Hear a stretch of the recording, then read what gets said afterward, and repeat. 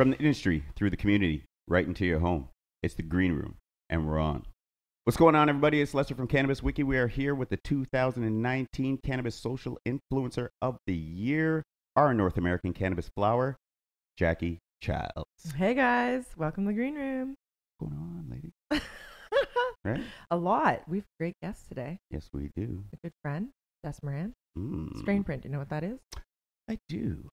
Tell me what it is then, Lester. They deal with storing data. So they record the amount of people that are, or medical patients that are seeing doctors. So they keep the stats. You can make shit up right now and I go, really? Right?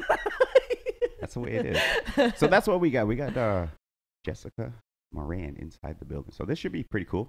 Find out what's going on with her and Strainprint. I know that people's data, isn't that what everyone's trying to steal and hide and find? And isn't that the whole big, everyone's trying to get your data? Is that data your private information? That is just information, period, to keep record keeping, right? So I've had a talk with Barb Paluskowitz, and so I have some inside questions I'd like to ask. Is that the red bottom shoe lady? That is leather red bottom shoes, right? Mm-hmm. Wow. That's how it is. It is leopard print red bottoms. They were tight. But she is all about storing data, record keeping, and security. So okay. We could have some questions we could ask. Cool. Yes. I'm interested in what's going on. Jess has lots of cool stuff going on. Strainprint does a lot of things, and they're all over the world, and they're developing all kinds of cool stuff. So it's pretty cool. Good. So between the both of us, we got some questions to ask. She also dresses really nice, and she's cute. And to be honest, there's not a lot of hot chicks in the cannabis industry. Oh, damn. Banger. Well, you hear how we're starting it off? The fire is ready, guys. So if you want, I didn't mention, and I'm going to mention, for events that are going on, the relevant events that are going on inside the cannabis industry, whether it's a conference, expo, gala, award, conference. Anything going on at the Sundowner. Right? Exactly. Exactly. Guys, you could find events listed on our Cannabis Wiki website page. You could go in there and find out what's going on, keep up to the times and up to the minute, all the relevant information.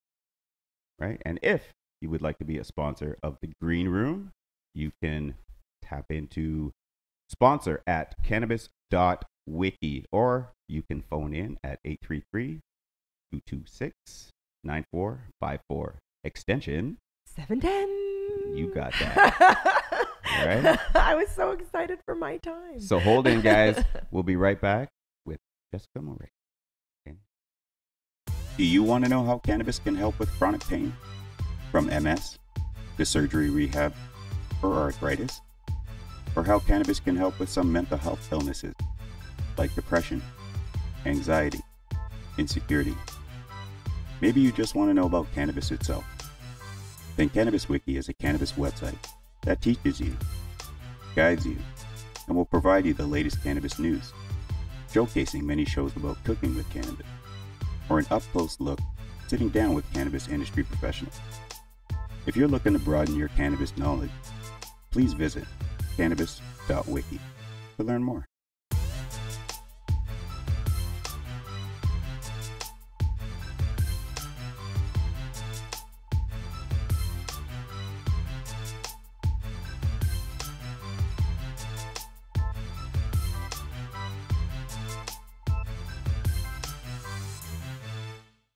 Welcome back to the Green Room.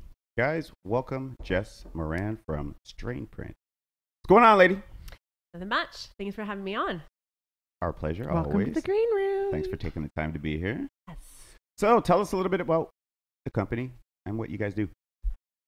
So first and foremost, we are a free app for people to use and really geared towards medicinal use. So we have over 350 symptoms on the app. And for anyone who's looking to understand how cannabis works with their body, we know that it's a very unique experience for everyone. We encourage them to use the app to perhaps find the best strain and ingestion method that works for them. But moreover, we want people to track. We want people to track their usage. It's really important because what we do with that is we're able to fuel research on really important things. So we've grown from just a free app to the leading source of medical cannabis data in North America. And super exciting. We just actually dropped a super exciting study the other day out of University of Washington on migraines and cannabis. I read that on Twitter. Yeah. So ultimately, we want to legitimize it as a first-line therapy, right? Why should patients come to it as a last resort? We work with lots of patients who they've been through hell and back, unnecessarily, in our opinion, and we want it to be seen as a first-line treatment. So the app helps patients, and then the data really helps to shape the entire industry and legitimize cannabis therapy. So you also have a community, right? We do. We have an online community that people can join for free, obviously, and they can find all kinds of different information about cannabis. Cannabis industry is big on community. Yeah.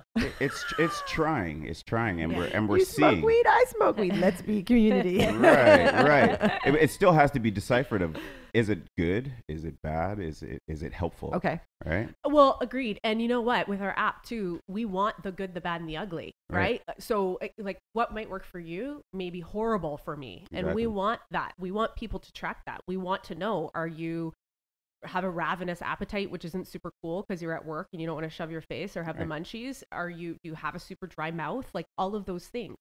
We want people to be able to find that perfect strain and ingestion method that really works for them, that, you know, combines with their lifestyle, that helps them lead a better life. So, you know, maybe you have a certain strain that's super great if you're doing a yoga class, where you have another strain that's Is there a strain for a yoga class? Listen, it seems like it. I'm not getting my fat ass to any yoga class any day soon. So no, but it seems like it. It seems like you're moving right along in perfect unison with cannabis in itself, and not so much the education, the science of it, and that they're trying to pinpoint specific strain DNAs for specific problems. And with your record keeping, this helps doing that, it seems like. For sure. And then again, like the research part is such a huge thing, because as we know, you know, research is sorely lacking in the space, which is no data. No data, which is why then doctors aren't comfortable prescribing it, or, you know, your non-cannabis doctor is uncomfortable prescribing it, and then we'll send you to a cannabis doctor. So we're sort of helping to fuel that and pioneering that space. We have another super exciting study going on out of Israel on endometriosis. So I'll geek out a little bit over data, but being a female, you know, we have an endocannabinoid system, and we have so many receptors in our endocannabinoid system, particularly females. What we can see from our data is that cannabis works incredibly well for women's health issues such as endometriosis, PMS, libido, et cetera, and it PMS. The crazy bitch syndrome I have. Perfect. So that's really exciting, though, especially being a woman, and we do combat those things, and it's a pain in the ass. And the fact it should be exciting to men too. Well, the libido part. But I often at a dinner party will be like, if I bring that up, I'll have a lot of the husbands after being like, "So, what's the strain? Libido strain? Hook me up with that." Well, listen, that could be a man's first aid kit when it's that time of the month. It could be. Right? So it's got pluses. Yeah. So anyways, very exciting, because that's what the data and the research allows us to do is, you know, rather the data allows us to fuel the research. And to me, that's really the super exciting part, because there's so much to be learned. So, who started Strainprint? So Stephanie is the founder of Strainprint, and she's my colleague, and she's a wonderful woman. And she really, as a wife and a mom, she is very open about her journey with PTSD. So when she was young, she had her brother was very ill, and she watched him passing, and it was very traumatic for her. And she went through her life and was probably depressed during her whole life, but really didn't know what that meant. And then fast forward to when she's adult and has her own kids, in and around when her own brother died, was her child's age, and she started to get the PTSD. So she goes to the psychiatrist. At that point, the psychiatrist started to prescribe over-the-counter things, and she hated the way they made her feel. Felt checked out of her life. Like most people, checked out, not a good mom, you know, whether it was feeling sick or laying in bed all day and just not being productive. And so she was fortunate enough to have a doctor that was a little more cutting edge, because this is years ago now, and they suggested medical cannabis, and that's how she came to the plant.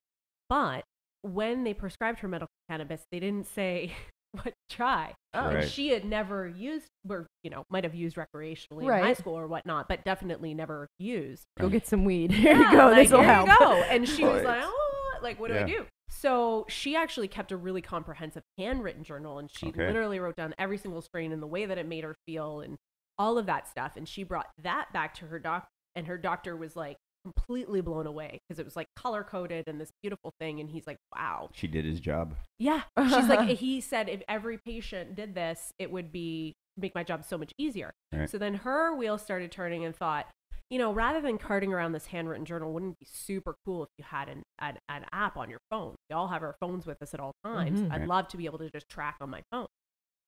Her husband works for a tech company, and they decided to prototype it.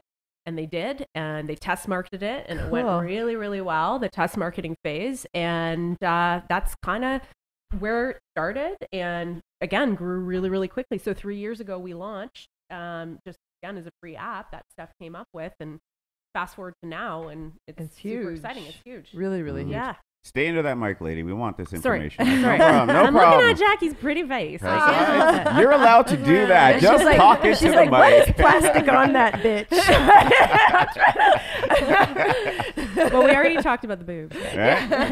The boobs are fine. The boobs are fine. The boobs are great. So now how does now is this That just something made that Jess an outlaw in the industry. Right? She just complimented my boobs. it's not a bad it's not a bad No. thing. No. It's No, not a it's bad not. thing. Come on. Is this a privacy thing that an individual has to be worried about, that their data is being stored by you guys?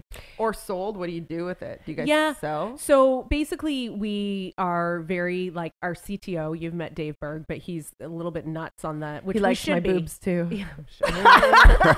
Girl, they all do. Preach. We are our CTO. He's very, very, very hyper focused on privacy, and so Right. everything's HIPAA, FIPA compliant. Plus, everything's housed in Canada, so that's very, very comforting, particularly for people who are going cross border. Or we have a lot of American users. Actually, 25% of our users are in the U.S. So yeah, I mean, from a privacy perspective, we are incredibly confident. We are very, very. We treat it. We're a data company, right? We treat it with big gloves like any other data company would. And as far as the selling it goes, So silly. I think he has secrets. That's why he's so concerned about it. I Oh, mean, I man. know he has secrets. That's what I think. I mean, as far as selling it goes, I mean, we have a revenue generation model. We make money. We make money on research studies. We certainly make money when we're working with other clients. But what we want our users to know is that we are doing it for the greater good of the industry. So we're not, we need to make money. We're a company. Right. That's the way that it goes. But Yeah, for sure. we're not, we hope that people don't feel, and we certainly don't look at it like we're doing it on the backs of people. We want to equip you with that app so you have that tool so you can lead a better life with your cannabis and your cannabis experience. While at the same time, we're all pushing together. It's crowdsourced data model.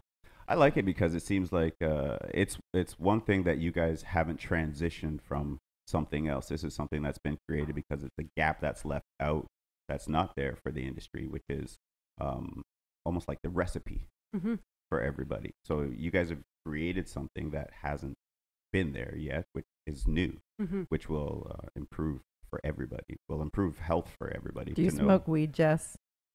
I don't really like to smoke. I do the weed, but I don't do really the like weed. I do the weed. I kid. Like I kid. edible? Oh, wait, I I'm going to kid. see you. No, do you know what my favorite Are, thing are is? you coming What? tomorrow night? Yes.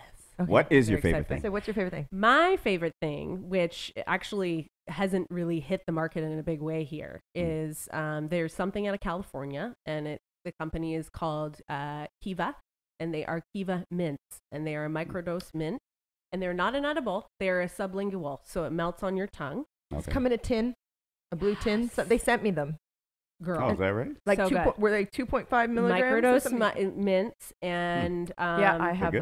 them. Amazing. I really, really like those, and I think so. No, but no rumor- one knew who they were. No one knew Yeah. anything about it when I. Rumor has it that we're going to have another company, one of the big producers is going to do something like that, which I'm super excited about in the Canadian market. Right. And products like that, what excites me about it too is not only do I like to use those types of products, but I think that will open the market up to so many more people.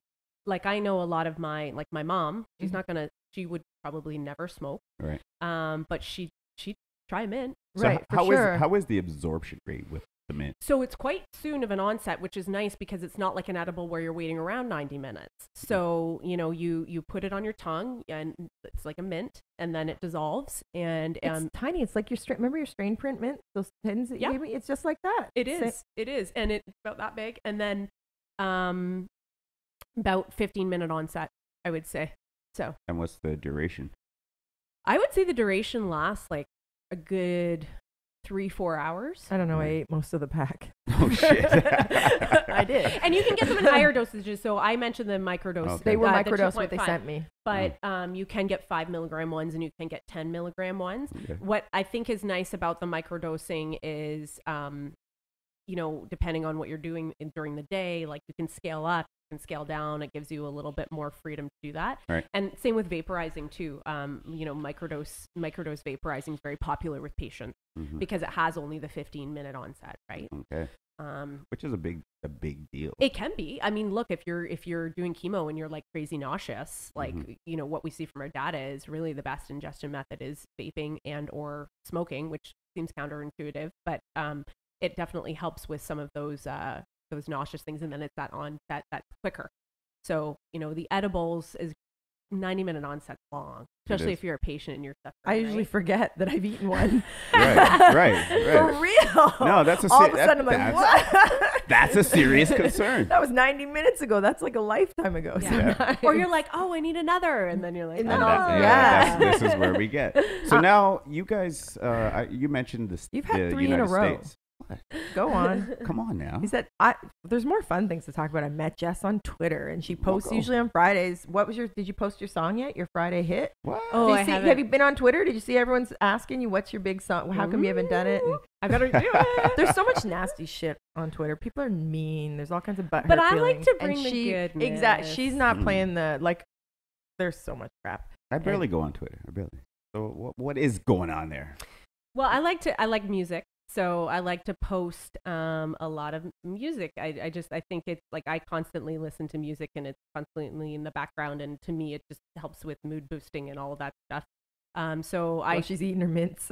I just like to, you know, I think the industry can be harsh, as Jackie said. And, you know, I work on the business side. So not that it's crazy serious, but I just like to infuse a little bit of fun. And generally, or a lot of the times I bring that through music. But I didn't know it would catch on the way that it did. Everyone's like, they're missing it. There was one time where I can't remember what I posted. It was a song, or it was like, what's your favorite hip hop song? And I posted hip hop song, and then it just exploded, and the chain just kept going and going. People were really into it, and I was like, okay, so you know, people are like me. They're at home. They, you know, or they're at their office. I always look for when to post it. Like, makes me seem cool. Let me dig real deep here. I love it. So it's got a big fanfare happening. Yeah, they get those particular posts get really well received, and then I just try to keep it real. Like, I mean, I'm a mom, and I've got a couple crazy kids, and I you know, post a lot about them, and my daughter, she's on the autism spectrum, and I'm very open about that, and I think that helps me kind of do my job because I work with her every day, and I see her journey, and I hope that there's a day where she's older that she can have the plant as a viable option. For her, she's only 11, but yeah, I mean, I just keep it real. How does that work? How does that work? She's only 11, so wait, but if she's on the autistic scale, when do you introduce cannabis then? When does that happen? So we have worked with doctors already, or we are still working with doctors because I'm very close with a lot of the doctors in the industry, and we have experimented. The issue is... This is very close with a lot. Go on. No, I mean, the doctors are great.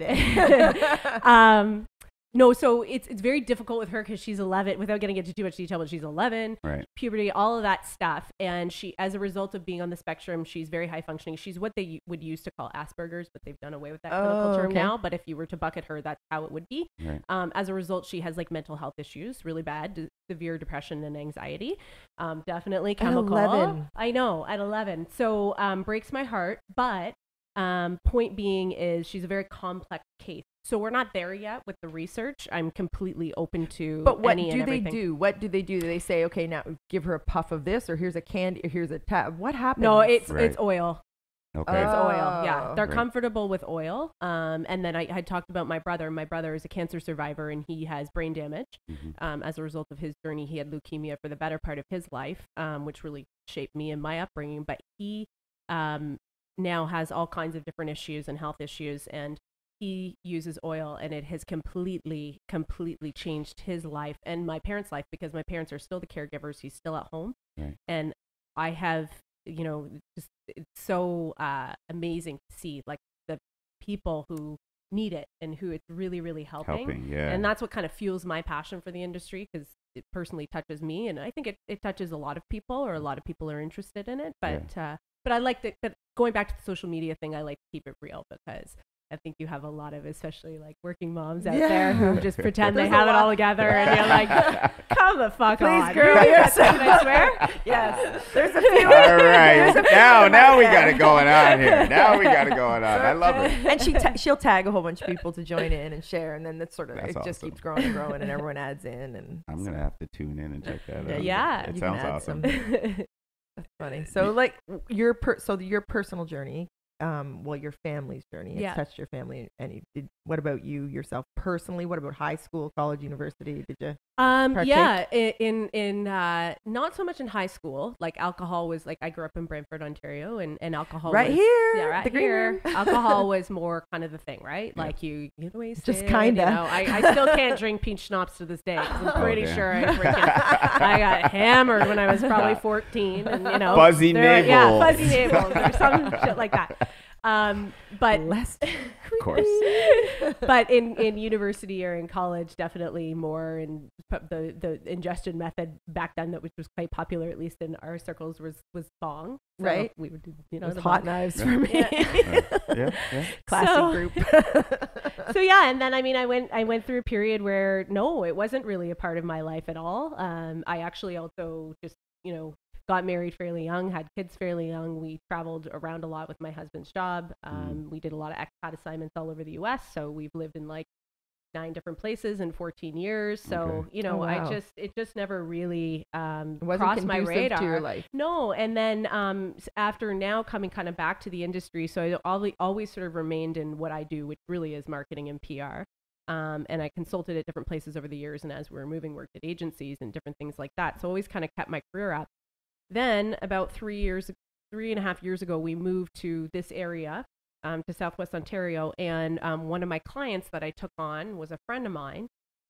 His name's Alex Rapetsky, actually. I don't know if you know him. He's in the industry. He's like How do I know that name? he is kudos and respect to him, because he really laid the framework for people. He was one of the first people in Canada to treat his daughter, who is severely epileptic, illegally with cannabis. Wow, that's a because he slippery slope. believed so strongly in it. This was before the medical program was approved. Oh wow. So I helped him do press around that, because there was he got bombarded with press.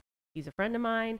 And then he was one of the original founding members of Strainprint as well. So he called me and said, hey, what do you think of this company? You want to come work with us? And I really liked the sound of it. Cool. So I did. So that's What was kind the of outcome my with his story? Because I'm sure CAS had their hand in. it was fine. Right. They were right on the cusp of making it legal medicinally, and so he was okay. And his daughter Gwen now is thriving. She stopped having That's seizures beautiful. immediately after she took the oil that That's he beautiful. had concocted. Mhm. And she's now thriving, and she's at a great school, and it's like So where does our country stand on that right now?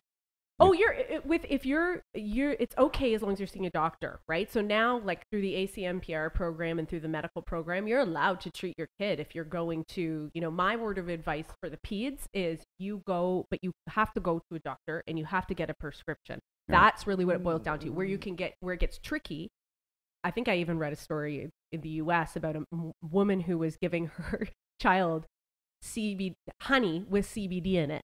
And something happened where the child had to have a blood test, and it came up, and the child maybe got taken away, but the mom didn't understand that she couldn't give the kid CBD. Like, she just thought it was like a natural vitamin. Right. So where it gets tricky is, again, anyone who's looking to treat a pediatric patient, go see a doctor. And frankly, you should. Like, we do have to be careful. As much as I think it should be a viable therapeutic option, there's not a lot of research on it. kids' brains are pliable. I mean, we even saw that with my daughter, who did like major like intensive behavioral therapy when she first got diagnosed, because from 3 to 5 their brains are super plausible and you can make huge changes. And then even after that, That's until they're changed, you know, they are. So you do have to definitely see a doctor. Well, then what I'm saying then is, what are you saying then? If a doctor's agency doesn't have a place like Strainprint behind it with recipes, or isn't even taking the steps to catalog the recipe, then it's almost pointless to go and see the doctor. So we work with doctors because of just that. So there are a few doctors that are very well versed because they've been doing it for a while. Few. And they know, but a few. And I would say a handful. I'm having a real hard time. Yeah. It's a few. It's a few. That's and crazy. It's definitely not like a general physician at all. It's definitely something where we use our data to help educate doctors. Absolutely. 100%. Because you do need that, right? You know, you need to know what to prescribe. Yeah. Well, you want to be able to know that. It's just like going to get wine.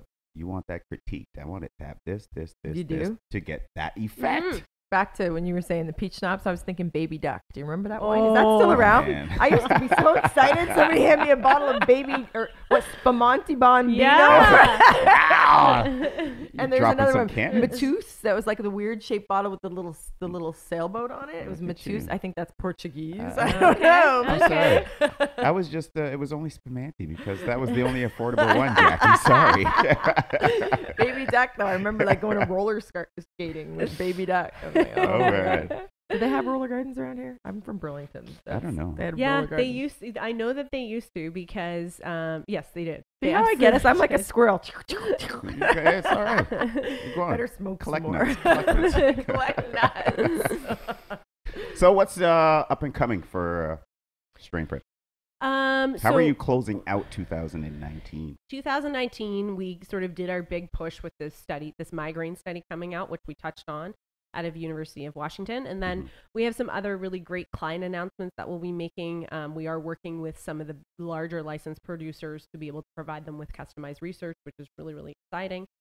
So some of that will be coming down the pipe. And then we're just really gearing up for 2020. You know, we have a lot of planning going on for 2020. We have something really exciting coming in the spring of 2020. Oh yeah, give us a tidbit. So we're Can't tell me probably shit. maybe releasing a 2.0 version of our app. Oh, cool. Yeah. So, and it's going to have more where we feel the market is going and where our kind of belief is, you know, we're all about being mindfully medicated. And I talked about integrating cannabis into your lifestyle and that wellness aspect. So that's where our new version of the app will be taking things. You know, we're not a recreational app. Right. We're not an app for somebody who just wants to get high. If you want to get high, go get high. Pick your perfect strain. Go ahead. Right. We're really into like the mindfully medicated crowd who wants to understand how it interacts with their body and wants to be able to weave it into the lifestyle. You're providing an important service. David has a child with Crohn's, right? He does. Yeah. So that's why and we've connected on social media through talking about Crohn's, and that's we met on. You got to get on social media a little more. Clandestine's secret weirdo. I don't know about that. He's weirdo. I'm good on the outside. I'm good on the outside. So he does a podcast with me so he can stay private. That's to stay on top and stay professional. I find social media is a very emotional place. Strainprint also makes gloves. Ooh. Yeah, we do. Did you get those on camera? I show them up. They're here. All right. Oh, actually, I should plug that. We have a really great loyalty program to incentivize people to help them on their tracking journey. Okay. So for it, when you track, you get rewarded with points, and then you can cash those points in for different items like grinders, vaporizers, gloves. We have these really, really the little travel bags. I'll send all of you one, but we got these really fluffy, fuzzy gray hoodies that just came in that I'm super excited about. I'll just keep bugging her because I'll play this so little cozy. soundbite. Oh, I'll send you guys them. I'll just keep sending that. They look super cozy. I haven't gotten my hands on one yet, but I'm going to the office next week, so I'm going to grab one. Perfect. But loyalty program's great. Really great for users. They can stock up their points and cash them in. My hand sanitizer and my mint that I take everywhere. Mm-hmm. My festival pack, I call it, that I go for summer festivals. It's all my Strainprint stuff. Okay. So I don't get any heebie-jeebies. Mm-hmm. That's a good sanitizer too. Yeah. I like it. I like it too. All right. So, anything else you want to plug coming up? No, they have tons of cool partnerships and stuff. They do all kinds of yeah. things in the industry. They have their activation events. Oh, actually, yeah. One of the things I should mention, which is part of a Strainprint thing, is we did just launch, and Jackie was there, which was great. We work with an organization called Athletes for Care. So they're super cool. So it's a network of athletes all over North America. And they all really want to bring medical cannabis to the forefront as an option for particularly retired athletes. A lot of them suffer from, they have multiple brain concussions, trauma, head injuries, CTE, depression, anxiety. When they're done playing at a professional level. That was just recently, right? It was, yeah. And Riley Cote, who used to play for the Philadelphia Flyers, he co-founded the organization. So they're a fantastic organization. What we're doing from a Strainprint perspective is we're providing them with a white label app. So it's an Athletes for Care version of the app. And what we're encouraging athletes to do is they can just download the app, same as you would, but put in the OEM code A4C. And then again, we want them to be able to track their journey with medical cannabis so that we can hone in on the athlete's journey. What is that like? What products are they using? What are they seeing progress from? And that type of thing too. So that was really exciting to launch the previous week. Fun night. And you'll see more from A4C is the short form, but Athletes for Care in Canada, because that was sort of their first Canadian activation. They're very big in the US, but they'll be in Canada a lot more. So I'll be inviting you to a lot more stuff. Nice.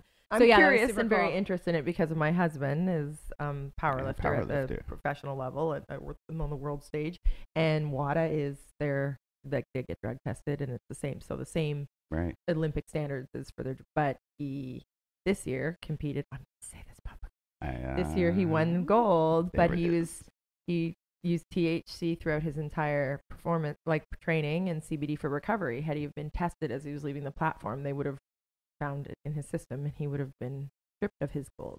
Like Ross. Exactly. And that's how how they became friends a few years ago. We met Ross at a party, and Drew was the big guy, and they started talking about what do you do, and Ross was like, man, that's a great, keep using it, and then it's going to be bigger than, they can take your award, but the noise and what you can create for the community and what the attention you can get, it's bigger than any gold medal. So and Drew doesn't care now. How are you finding the CEOs of the sports community with this?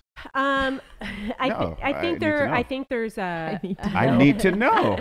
Because it doesn't make sense if what sport do you play? What sport do you play? I used to play basketball. I've done tournament style taekwondo for Worlds and stuff like that. I love it when you get him, he gets his back up. Of course, he gets my back up. Who doesn't get their back up? All of a sudden, Jackie Chan's talking to you. All of a sudden, he's doing taekwondo on the table. Okay, Lester, calm down. It's your show. It's important. It's important to know that the players are putting themselves out there, and just like Drew.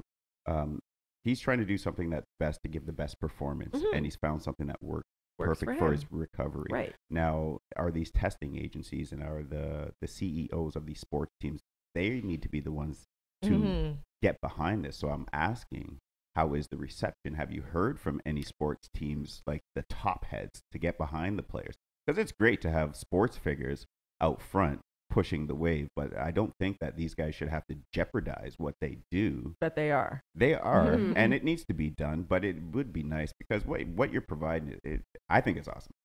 I think it's awesome.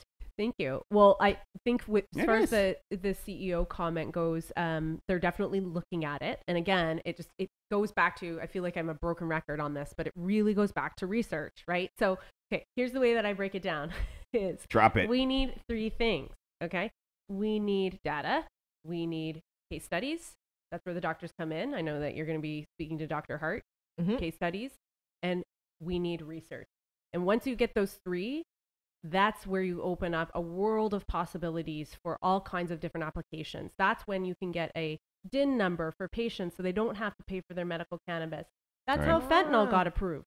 So we need in the industry to get those 3 things. And when we start to be able to work together to get those 3 things, we're going to be okay.